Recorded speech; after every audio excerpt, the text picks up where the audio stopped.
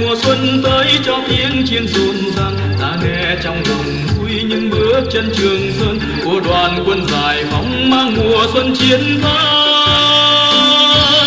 Đắk Rông ơi, Tây Nguyên ơi, tôi hát cho dòng sông Đắk Rông luôn chảy xiết, tôi hát cho nhà thông đêm nay luôn đỏ lửa, cho tiếng đàn ưng vang vang nhiều dòng suối.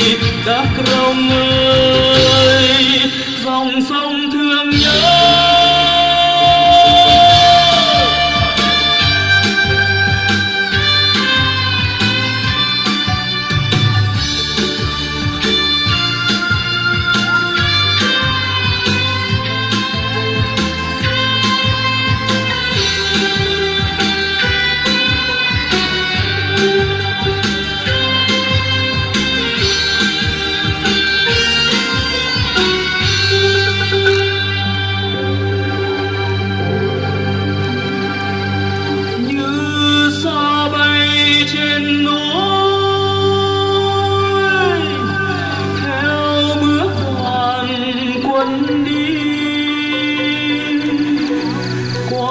Con sông con suối vẫn nhớ về buôn làng.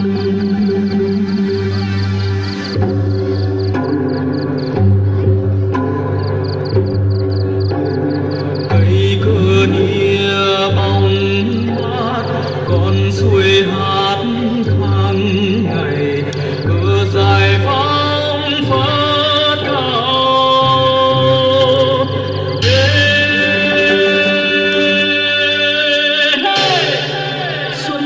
Đầu vai áo cô gái của Trường Sơn, xuân về theo chân bước quân đi rộn ràng. Ánh sao của mặt đất, ánh sáng của lòng ta soi về bao đỉnh núi bay thẳng về phương Nam.